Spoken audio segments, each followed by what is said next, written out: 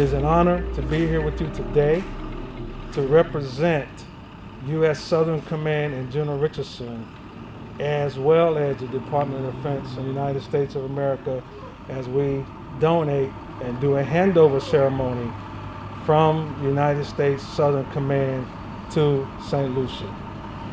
As already stated, this mobile field hospital is self-contained, 40 beds, can be sectioned off to do treatment of whatever the country decides to do, and use it for its intended purposes of whether it be medical, disaster relief, etc.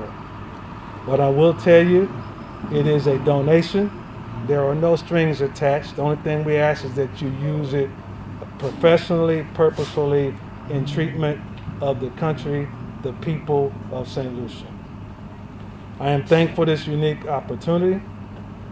In Southern Command, we have 3 lines of effort: countering threats, strengthening partnerships, and building teams. An event such as this does all of that. And I am glad to be here to share this with you today. You also heard mentioned there are 3 vehicles being donated as well to be the fire service, from what I'm told, and they will be used appropriately again in support of St. Lucia. They always told me, be brief, be brilliant, and be gone. So I can only control the other 2. Be brief and be gone. You determine whether anything I said was brilliant enough. So with that, again, I appreciate the opportunity to be part of the handover ceremony. I appreciate the opportunity to be here in St. Lucia. This is my first time here, but I promise you it won't be my last. Thank you very much for the opportunity to share this with you today. It is indeed a great honor and a privilege to be given this opportunity to address this gathering on the success of this project. I am delighted that we have come to this very critical part of NEMO's collaboration with the United States Southern Command, United States Embassy in Bridgetown, Barbados, where we can see the immense benefits to the people of St. Lucia. Upon my appointment as Director of NEMO in January 2019, I was introduced to Ms. Janice Linton, Administrative Assistant at the Military Liaison Office at the United States Embassy, U.S. Southern Command in Bridgetown, Barbados. Ms. Linton is a very passionate and dedicated individual who provided us with the necessary tools and information to allow St. Lucia to benefit from the U.S. Southern Command Humanitarian Assistance Program, HAP, in the areas of disaster preparedness and disaster risk reduction. This relationship with Ms. Linton would prove to be timely and fruitful, as NEMO was in the process of pre-positioning supplies for our main warehouse and the 18 satellite warehouses island-wide. Time does not permit me to say much about Ms. Linton, but let me, however, place on record my gratitude for Ms. Linton for her support and guidance, and of course, for the hand-holding during the early period of our engagement to ensure that our proposals were done correctly.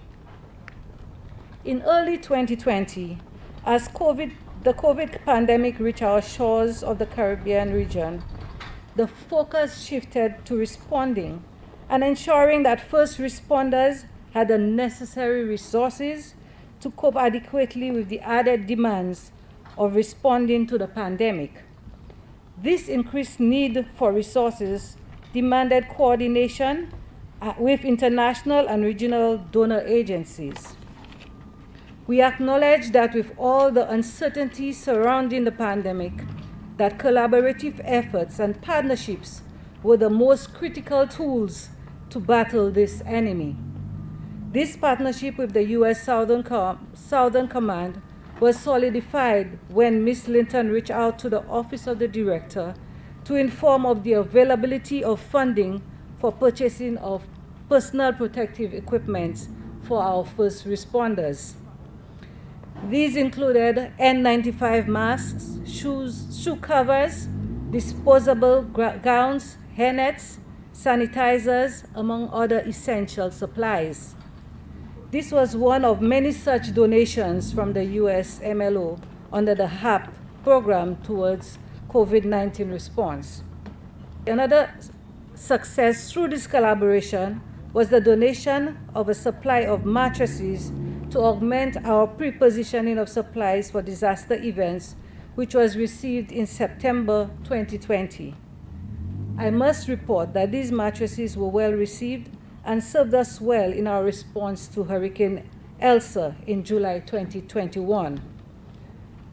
Let me fast forward to an overview of the project here today.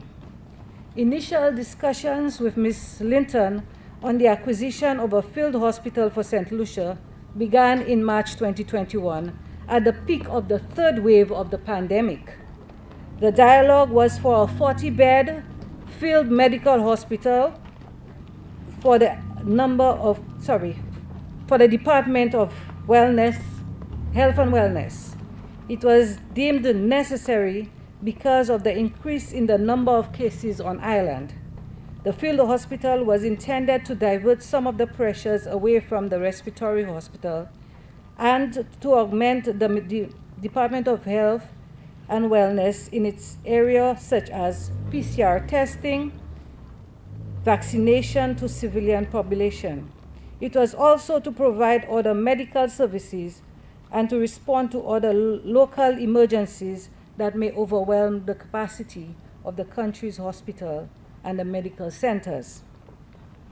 The donation of this field hospital provided the tent infrastructure and features a generator, a power system, air conditioning, sinks and water system, along with toilets and showers. The total cost of this field hospital is estimated at US $600,000 and is manufactured by Western Shelter Systems. The people of St. Lucia are indeed grateful for this gift. St. Lucia also benefited from a donation of 3 vehicles for the St. Lucia Fire Service, which included a Nissan flatbed truck, an 8-passenger Nissan van, as well as a 19-passenger Hino bus. The St. Lucia Fire Service is the agency responsible for domestic and aerodrome firefighting, hazmat emergencies, emergency medical and trauma response, and search and rescue operations. The agency provides essential service during natural disasters and pandemics, emergencies requiring the evacuation of civilians.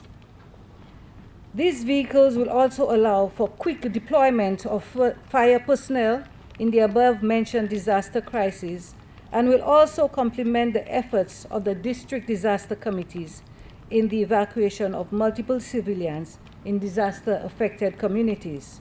Operational activities will be enhanced, thus preventing delays due to frequent breakdowns. The total cost of all 3 vehicles is US $45,000. In closing, I would like to express my gratitude to the US Ambassador to Barbados and the OACS, and also to the United States government through its Military Liaison Office at the US Embassy, Bridgetown, Barbados, for its continued commitment and support to St. Lucia and the region by extension. And again, I would like to thank Ms. Linton. She's not here, but she has served us well in this part of the region. Again, I thank you. The team leaders and staff of the Ministry of Health, Wellness, and Elderly Affairs are elated to be associated with today's historic handover ceremony. The donation of vehicles and this 40-bed field hospital equipped with beds, heating, ventilation, air conditioning units, lighting, sewage system, shower facilities, a generator, and so on, at a cost of $600,000 US is indeed a powerful statement about friendship and solidarity between the people of St. Lucia and the people of the United States of America. This donation to St. Lucia is timely, not only because of the ongoing challenges of the COVID-19 pandemic and its impact on local hospital resources, but as a practical response to increasing climate change-related threats. There are so many frightening possibilities, especially for small island states. This gift, the field hospital behind me, will be critical in the face of disasters and other national health-related challenges. We are now in the middle of a fifth wave of COVID-19 infections, and while we are hopeful that hospitalizations will remain manageable at this time, we were stretched to our limits at our 130-bed respiratory hospital, the Victoria Hospital, during the fourth wave of the crisis in St. Lucia. So, as an example, this donated facility gives us the ability to expand the respiratory facility by some 40 beds and to manage at least 8 more patients in the intensive care unit. The ability to quickly set up and take down the field hospital will allow the Ministry of Health and the National Emergency Management Organization to position this facility to best serve its intended use. We appreciate the technical expertise provided by the United States Southern Command Humanitarian Assistance Team, who provided the requisite training to a wide range of participants, from the St. Lucia Fire Service, the Royal St. Lucia Police Force, the St. Lucia Cadet Corps, the Division of Physical Planning, and the Ministry of Health personnel, among so many others. The Ministry of Health, Wellness, and Elderly Affairs appreciates the collaborative efforts between the U.S. Southern Command team and the National Emergency Management Organization in facilitating the donation of this field hospital. I must also, in a special way, thank the Ministry of External Affairs, International Trade, Civil Aviation, and Diaspora Affairs for their contribution in coordinating with the relevant counterparts in the United States of America in making this donation possible. I pinch a little more time to thank the staff of our hospitals and all of the staff of our essential services for the dedication to this COVID-19 battle. I recognize the efforts of the staff of the Ministry of Health and the efforts of the non-governmental agencies, the ministry, all ministries, the private sector, and the faith-based organizations. Indeed, we all understand that the battle against COVID-19 is a national one. Thanks to the Prime Minister and my cabinet colleagues for helping us to soldier on. I will not forgive myself si mwen pa di an Creole ki sa nou ka wè de mwen c'est an l'hôpital. C'est an l'hôpital ki gouvernement l'Amérique ban nou Saint-Lucie. Paske ou ka wè van ka vante e ki fet an tapoline, sa pa vle di i pa ni tout se equipement médical la ki i suppose ni pour aider nous en Saint-Lucie si nous ni a désastre. Alors l'hôpital ça là yo ka kouye en anglais field hospital. Il y a 40 couches en dedans et qui ça prend toute qualité bagay qui ka fait à dans l'hôpital. Il y a glow, il y a current, il y a generator. Là, ni toute qualité d'équipement qui docteur kay sa besoin. Avec ces officiers, ça mettait l'hôpital ça à terre, mettait à dans un conteneur et si nous n'y a désastre, yo ça vie mettait en l'air et nous ka ni plus chambre pour servir pour si nous n'y a désastre. Nous ka remercier le gouvernement l'Amérique.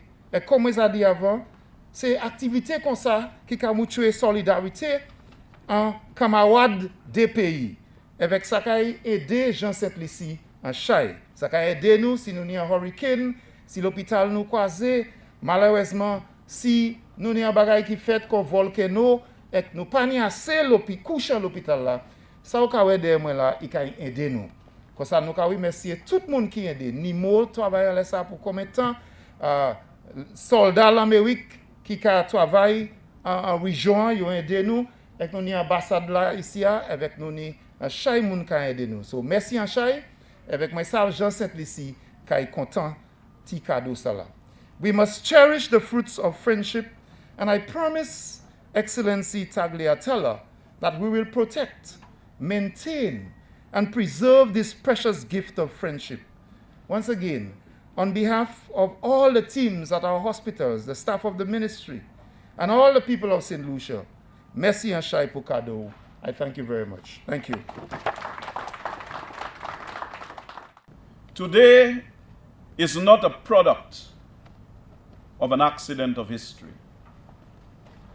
The seed of bilateral cooperation was first planted by St. Lucia and the United States of America in 1979, when St. Lucia first emerged as a sovereign nation, free to determine her development trajectory. That seed for the last 43 years has been nurtured. And today we have a perfect example of the fruits which have emerged from that initial seed. Development cooperation, be it bilateral or multilateral, is often underestimated and often overlooked. But today, I will emphasize that it is a crucial component in each and every mechanism that drives a country's development agenda. In today's global environment, characterized by interconnectivity, it is virtually impossible for any one state to operate in isolation. This is particularly true for small island developing states like St. Lucia, which do not possess the capacity to address the spectrum of economic, socio-cultural, and environmental challenges that can at times feel insurmountable. I have said before, and I will say again, small island developing states like ours are always challenged to build that impregnable substratum of economic and technological self-determination. And therefore, we have to insert ourselves into wider economic frameworks to try to give ourselves an opportunity to navigate a very turbulent and hostile external environment. All debates surrounding development and growth center on the achievement of Agenda 2030, or what we call the Sustainable Development Goals. Of the 17 goals, the one which serves as a catalyst for attainment of all others is goal number 17, partnership. In a 1963 Department of State bulletin, President John F. Kennedy affirmed that, and I quote, "Partnership is not a posture but a process, a continuous process that grows stronger each year as we devote ourselves to common tasks." Salient and timelessly appropriate words from the former US president. Development is not a goal isolated to the developing world. It is a global objective, a common objective. And so we must all participate and embrace the collective, that we focus on common objectives of humanity. And it is in the supreme interest of this particular assignment that we are gathered here this morning. In 2020, a common enemy emerged. And we saw the whole world recruiting soldiers to fight against that common enemy. This enemy emerged and exposed every deficiency, exploited every loophole, and rendered useless what were thought to be the strongest fortifications. The COVID-19 pandemic decimated countries, big and small, exploited interconnectivity, using borders to launch microscopic attacks, feeding xenophobia, and pitting state against state. We now find ourselves in a precarious situation, having to strike a balance between state autonomy and interdependency. And today we see the importance of the latter. Today's donation of a field hospital and free vehicles is only the most recent example of the fruits born of interdependency. Though most recently, the bulk of our assistance from the US has been geared primarily towards addressing the COVID-19 pandemic. Throughout the years, through the efforts of the Ministry of External Affairs, St. Lucia has been the recipient of US assistance in several areas, that are key strategic pillars in our development agenda. Allow me to highlight a few as I prepare to close. In terms of citizen security, under the $6.4 million Juvenile Justice Reform Program 2, assistance was given to St. Lucia to advance our agenda of rehabilitating and reintegrating divergent youth into society.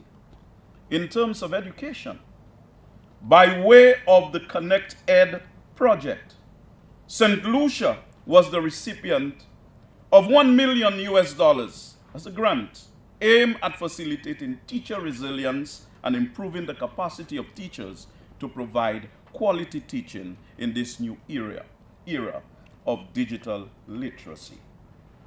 In terms of resilience, via the $4.5 million USAID Caribbean Climate Resilience Initiative, the U.S. has provided phenomenal assistance with regard to mitigating the effects of natural disasters and strengthening community systems to enable better and more efficient and effective responses to the threats posed by climate change.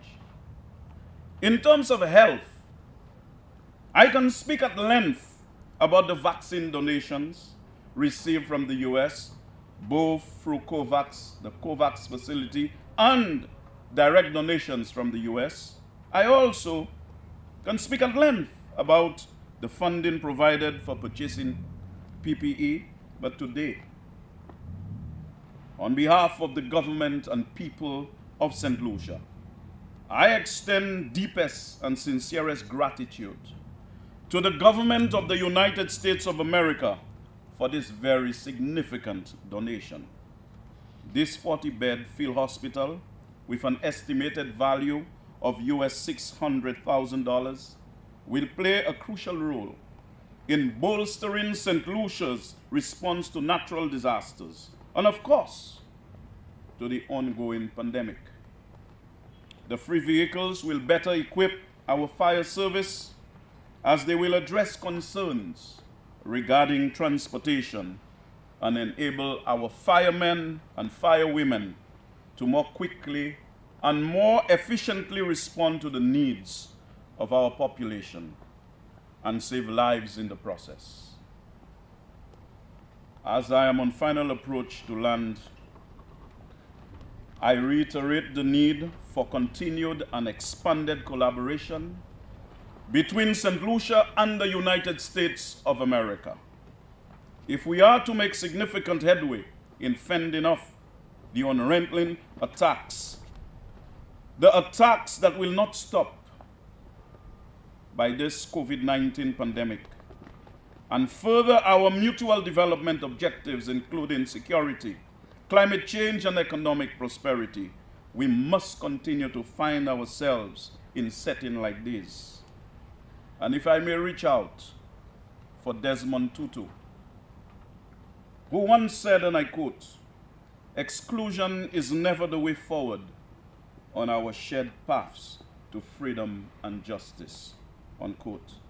Madam Ambassador, we value your friendship and your continuous desire to work with the government of St. Lucia in ensuring that, like the majestic and iconic American eagle, we fly at an altitude in these turbulent times. Today, St. Lucia renews its commitment to the United States of America. As we work together, the people of St. Lucia and the government of St. Lucia, together with the people and government of the United States of America, to live a better world for future generations to inherit. May we continue to join hands on this shared path to freedom and justice. May God bless us all. I thank you very much.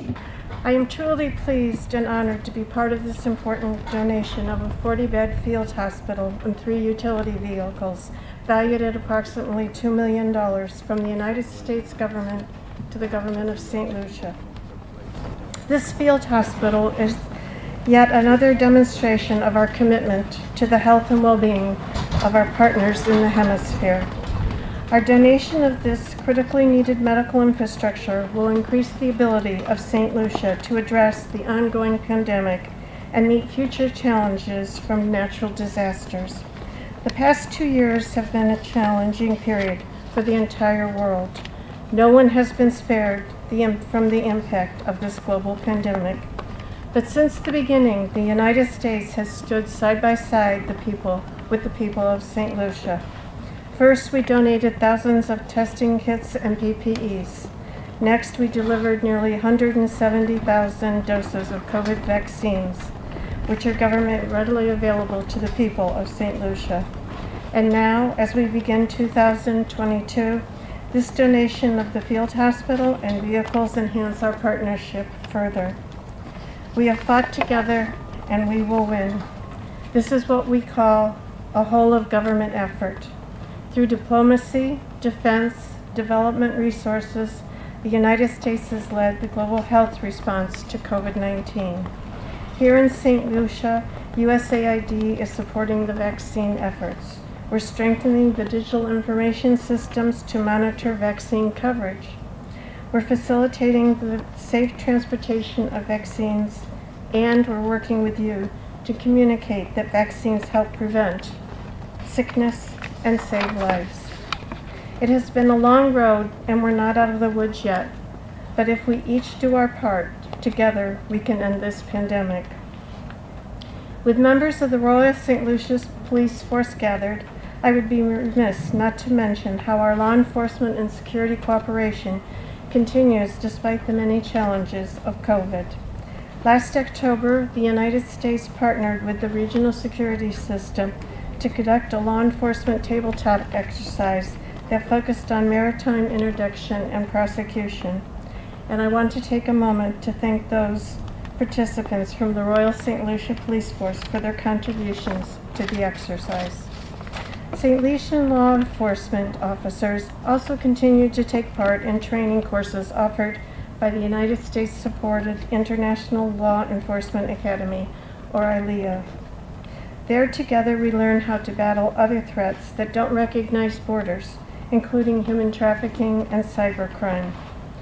Finally, I am pleased to announce that beginning next month, the United States Southern Command will resume sending St. Lucia Marine Unit personnel to technical and professional military education training in the United States. This training is a part of the resumption of the security assistance to the St. Lucia Coast Guard. Our support will bolster the unit's ability to conduct maritime operations and keep St. Lucian waters safe for everyone. I am proud that our partnership continues to grow stronger, and it does so because of the people at the heart of it. The field hospital will support your rapid deployment of first responders and medical personnel to where they are needed most. I applaud their commitment and that of all the frontline workers to the health and well-being of their fellow citizens. Fighting this pandemic will take significant resources and a collective effort amongst all of us. The United States will continue to stand with you. We are your partner, we are your friend, we are your collaborators. We will not rest in work to restore the shared health and prosperity of the region. Thank you.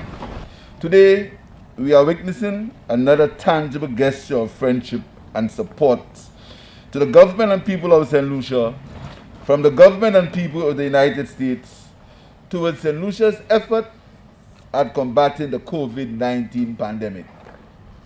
Your Excellency, not too long ago, on Tuesday, August 17, 2021, you visited St. Lucia to deliver the first batch of Pfizer vaccines donated by the United States of America to help us combat the pandemic. Today, you have returned to Handover, a field hospital and 3 vehicles.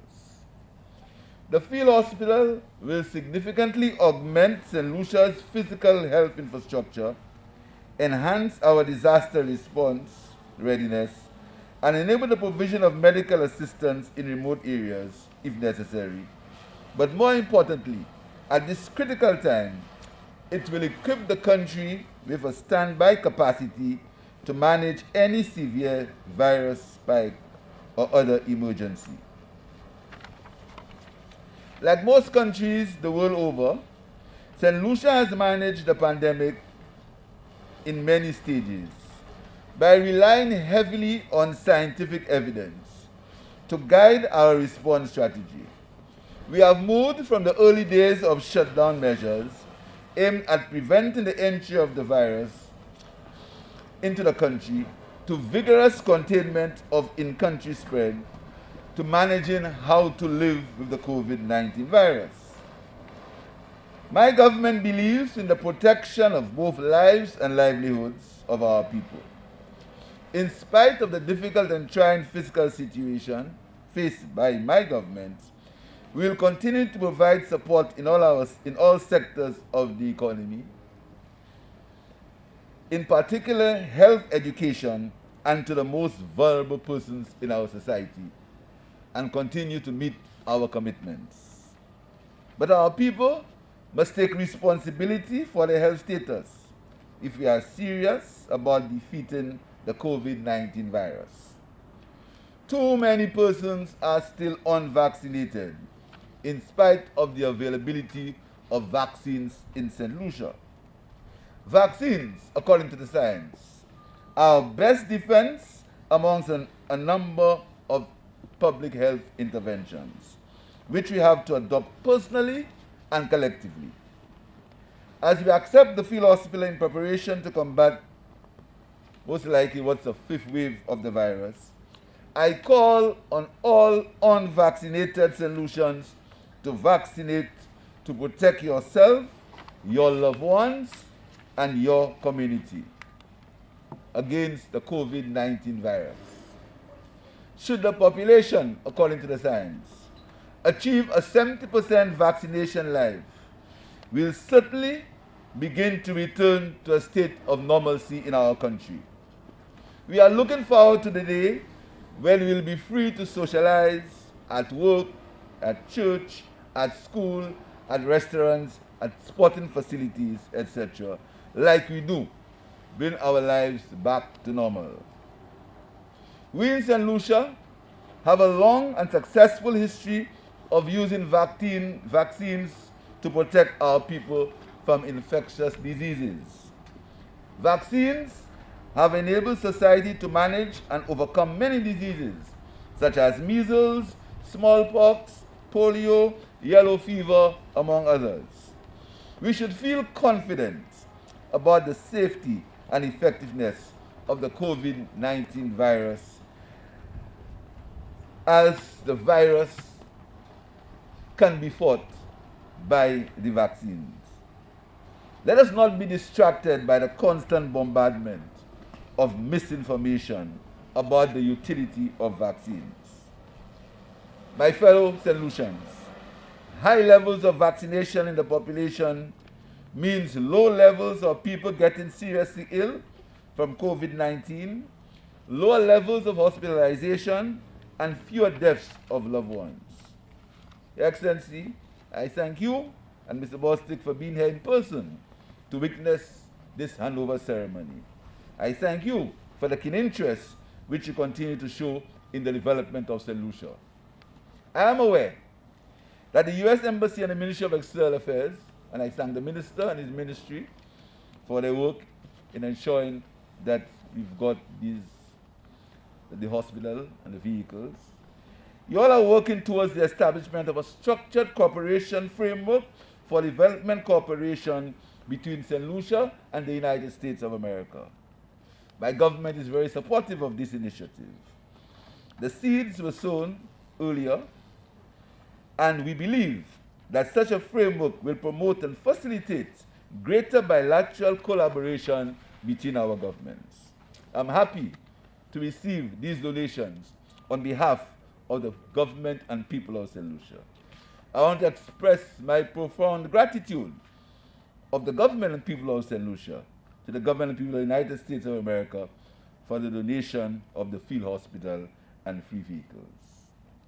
I also want to take this opportunity to say to the people of St. Lucia and to you, Your Excellency, that very soon we shall be returning to the site of St. Jude's, to give the people of St. Lucia a modern, well-equipped hospital. They've suffered too long, the people in the south in particular, without proper hospital facilities. And very soon, we shall be returning, and I am sure we shall invite you to be here when we have efficient and proper premises, health premises for the people of St. Lucia, very soon. I also want to take this opportunity to thank the staff of the Ministry of Health and the first responders and the doctors and nurses and all the medical personnel who work in the fight against COVID. And thank the people of St. Lucia for understanding that we must make shared sacrifice. The fight against COVID is a shared sacrifice. All of us, every sector must get involved. No one sector is going to be a whole of government approach, but it's also got to be a whole of people approach. Together, we will come back to it.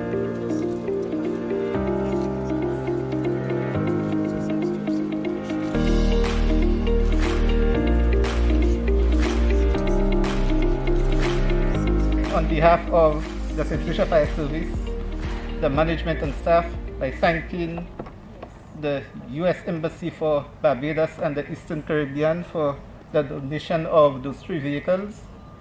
Rest assured that we'll put it to very good use, and it will assist us greatly in enhancing our emergency services to the people and visitors to St. Lucia to fight COVID and other emergencies. So once again, thank you so much, and we'll take very, very good care of those vehicles. Ready? 1, 2, 3. Thank you.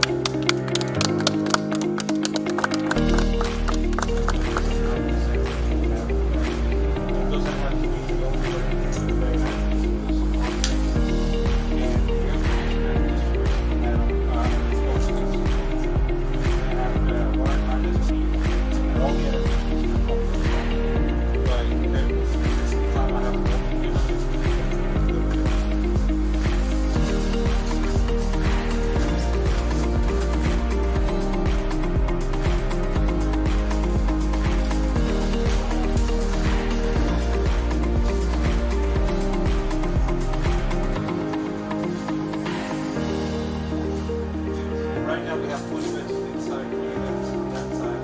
20 beds separate.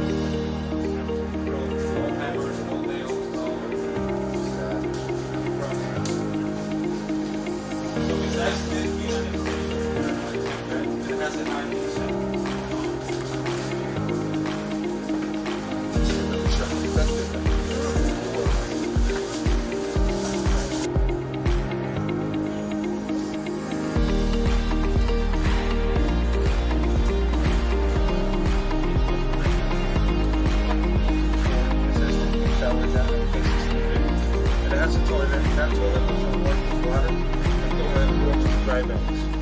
Dry bags, they have chemical insects inside. You can throw in the garbage can. No.